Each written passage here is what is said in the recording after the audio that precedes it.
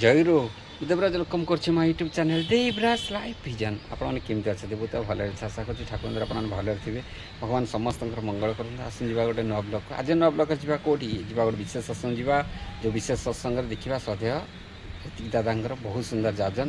ଆପଣଙ୍କୁ କେମିତି କ'ଣ ଲାଗୁଛି ନିଶ୍ଚୟ କମେଣ୍ଟ କରିତେ ଜଣାଇବେ। ଆଉ ଡେରି କରିବାନି, ଆଉ ଯିବା ବିଶେଷ ସତ୍ସଙ୍ଗରେ ଦେଖିବା ଦାଦାଙ୍କର ବହୁତ ସୁନ୍ଦର ଯାଜନ। ଆସନ୍ତୁ।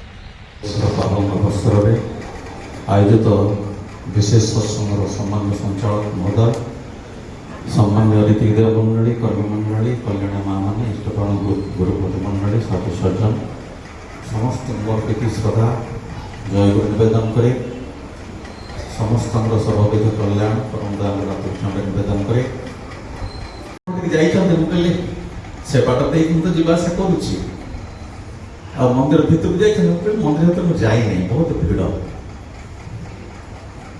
କହିଲେ ଗୋଟେ କଥା ମତେ କୁହନ୍ତୁ, ଆପଣଙ୍କର ମନ୍ଦିର 9 ବର୍ଷ ହେଲାଣି ଏଠି ହେଲାଣି ସତ୍ସଙ୍ଗ ମନ୍ଦିର। ଏଇ ମନ୍ଦିରଟା ଏଇ 20-25 ଦିନ ହେଲା ଉଦ୍ଭୂତ ହେଇଛି। ସେଠି ଏତେ ଭିଡ଼, ଆପଣଙ୍କ ମନ୍ଦିରରେ ଏତେ ଭିଡ଼ ମୁଁ ଦେଖୁନି କେବେ। କେବେ କେବେ ଅକେଜନାଲି କିଛି ଭିଡ଼ ହୁଏ, ଏମିତି ଭିଡ଼ ତ ମୁଁ ଦେଖେନି। ମୁଁ କହିଲି ଜଗନ୍ନାଥ ମନ୍ଦିର ଯେଉଁମାନେ ଆସିଛନ୍ତି ସେମାନେ ସବୁ ଭକ୍ତ, ଭକ୍ତଙ୍କର ଭିଡ଼ଟା ବେଶୀ ହୁଏ। ଏବଂ ଠାକୁରଙ୍କ ମନ୍ଦିରକୁ ଯେଉଁମାନେ ଯାଉଛନ୍ତି ସେମାନେ ହେଉଛନ୍ତି ଶିଷ୍ୟ। ନା ଭକ୍ତ ଅଲଗା, ଶିଷ୍ୟ ଅଲଗା ନୁହଁ। ଭକ୍ତ ଶିଷ୍ୟ ଅଲଗା। ଠାକୁରଙ୍କ ମନ୍ଦିରରୁ କିଛିଟା କଥା ମୋର ମନେ ପଡ଼ିଲା, କମ୍ପେୟାର କରିବା ପାଇଁ ତାକୁ କହିଲି। ସେଇ କଥାଟି ତୋଳି ଧରୁଛି।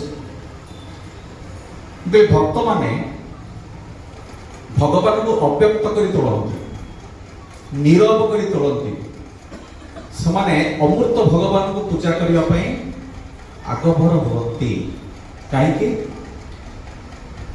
ନା ନୀରବ ଭଗବାନ ଯିଏ, ଅମୃତ ଭଗବାନ ଯିଏ, ସେ ଆମକୁ କୌଣସି ଆଦେଶ ନିର୍ଦ୍ଦେଶ ଦେଇପାରନ୍ତି ନାହିଁ।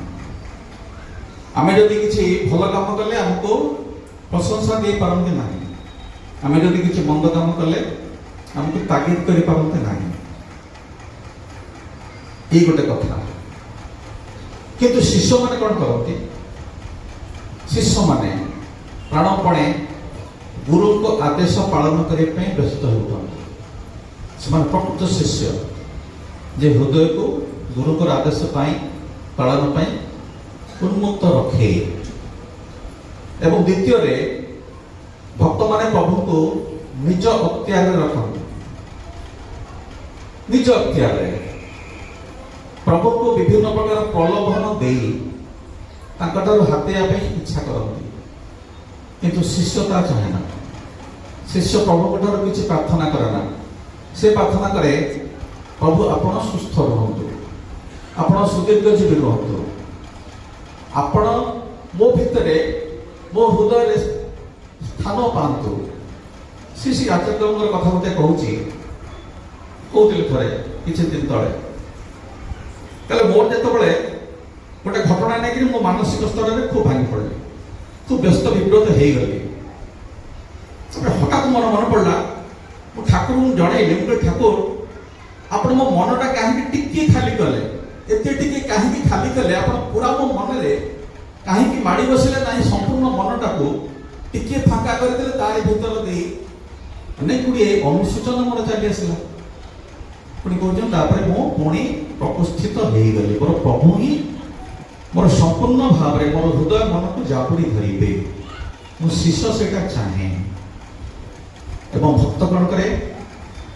ନିଜ ଇଚ୍ଛା ଅନୁଯାୟୀ ପ୍ରଭୁଙ୍କର ସେବା ପୂଜା କରେ। ଏବଂ ହାତେଇବା ପାଇଁ ସବୁ କିଛି। ମୁଁ କହିଲି ଆପଣ ଗଣେଶଙ୍କୁ ପୂଜା କରନ୍ତି?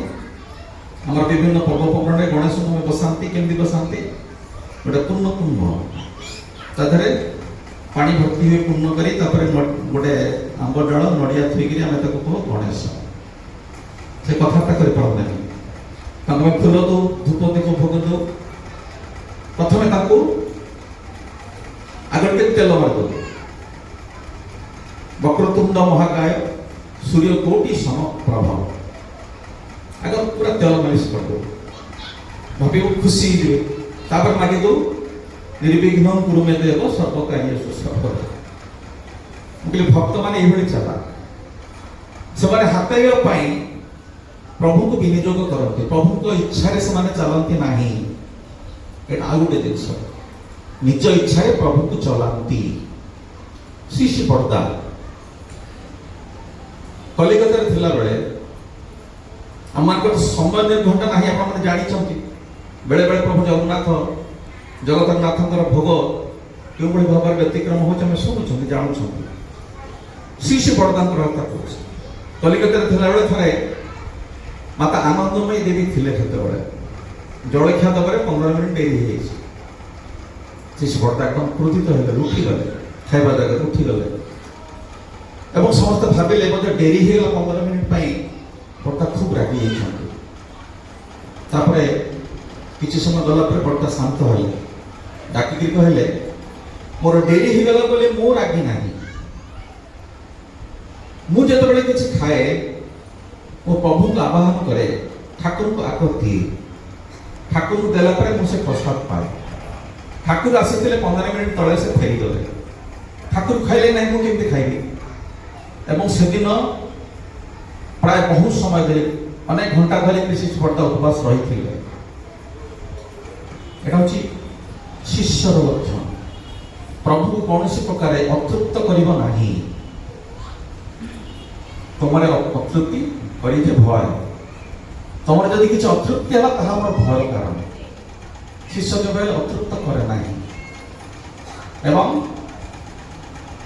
ভক্ত কণ করে এইভাবে অমৃত ভগবান সজেই নিজ ইচ্ছারে তাকে চলায়। শিষ্য প্রভুଙ୍କ ইচ্ছাରେ ଚାଲେ, ତାଙ୍କ ଇଚ୍ଛା ଅନୁଯାୟୀ କର୍ମ କରେ, ବଢ଼େ, ଯୋଗ୍ୟ ହୁଏ ଏବଂ ଲାଭ କରେ। ଭକ୍ତ ଚାହେଁ ମୁକ୍ତି, ଭକ୍ତ ଚାହେଁ ମୋକ୍ଷ, ଶିଷ୍ୟ କିନ୍ତୁ ମୁକ୍ତି ଚାହେଁ ନା, ମୋକ୍ଷ ଚାହେଁ ନା।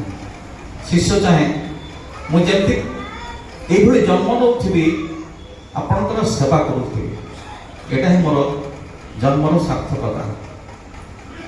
ତେଣୁ ଚିନ୍ତା କରି କୁହ, 62 କୋଟି ଲୋକ ଯୋଉ ବୁଡ଼ ପକେଇଲେ, ଯୋଉ ସ୍ନାନ ହେଲା 62 କୋଟି, ମୁଁ ଜାଣିଥିଲି 62 କୋଟି, ତାପରେ କେତେ ବଢ଼ିଛନ୍ତି ମୁଁ ଜାଣିନି। ଗଙ୍ଗାରେ 62 କୋଟି ଲୋକ ବୁଡ଼ ପକେଇଲେ, ଉଦ୍ଦେଶ୍ୟ କ'ଣ? ପାପ କ୍ଷୟ ହେଇଯିବ। ପାପ କୋଉଠି ଥାଏ? ପାପ ଥାଏ ଆମର ସେରିବେଲମରେ, ଉପମସ୍ତିଷ୍କରେ ପାପ ରହିଛି, ପୁରା ଲେଖା ହେଇକି, ପୁରା ପ୍ରିଣ୍ଟ ହେଇକି ଅଛି। ଜନ୍ମ ଜନ୍ମର ସମସ୍ତ ପାପ ଏଇଠି ପ୍ରିଣ୍ଟ ହେଇକି ଅଛି ଉପମସ୍ତିଷ୍କରେ। ଗାଧେଇ ପଡ଼ିଲେ ଯଦି ମାନେ ପରିଷ୍କାର ହେଇଯାଉଥାନ୍ତା, ସନ୍ଥ ମୀରା ମାନେ ଯୋଉ କଥାଟି ଅଛି, ମାଛ ଗୁଡ଼ାକ ମଧ୍ୟ ମୁଖ୍ୟ ପ୍ରାପ୍ତି ହେଇଯାନ୍ତେ। ଏ ପ୍ରକାର ମଣିଷର ହାତେଇବାର ମାନେ କୌଶଳ, ହାତେଇବି। ତ୍ରିବେଣୀରେ ମାଘ ସପ୍ତମୀରେ ଜାଣିଛନ୍ତି ଆପଣମାନେ, ଗୋଟେ ଗାଡ଼ିଆଟେ ଖୋଳାଯାଏ, ସେଟା ନାହିଁ ଏବଂ ତ୍ରିବେଣୀ ସଙ୍ଗମ ନାହିଁ, ଗୋଟେ ପୋଖରୀ ଖୋଳାଯାଏ, ସେଇଠି ସବୁ ବାଲିକା ତ ହେଇକିରି ପାଣି ଢାଳି ଯାଆନ୍ତି, ସବୁ ପାପ ଧୋଇଯିବ। କି ବିକୃତ ଚିନ୍ତାଧାରା ମଣିଷର। ଏବଂ ଏଇଠି ଏହା ହେଉଛି ତୀର୍ଥ ସ୍ଥାନ। ଏଠିକି ଆସିଲେ ଆମର ଗଣ୍ଠି ଖୋଲେ, ଯୋଉଠା ଗଲେ ମନର ଗଣ୍ଠିର ମୋଚନ ହୁଏ, ତାହା ହେଉଛି ତୀର୍ଥ। ତାହେଲେ ଯୋଉ ପୂର୍ଣ୍ଣକୁମ୍ଭର କଥା କହୁଥିଲି, ଏହା କ'ଣ ବେକାର? এটা হচ্ছে প্রতীকাত্মক, গণেশଙ୍କର ପ୍ରତୀକ ରୂପ। ଗୋଟିଏ ଜାଗାରେ ପୂର୍ଣ୍ଣକୁମ୍ଭ ଏବଂ ଗଣେଶଙ୍କର ସିମିଲାରିଟି ଅଛି, ଗୋଟିଏ ଜାଗାରେ।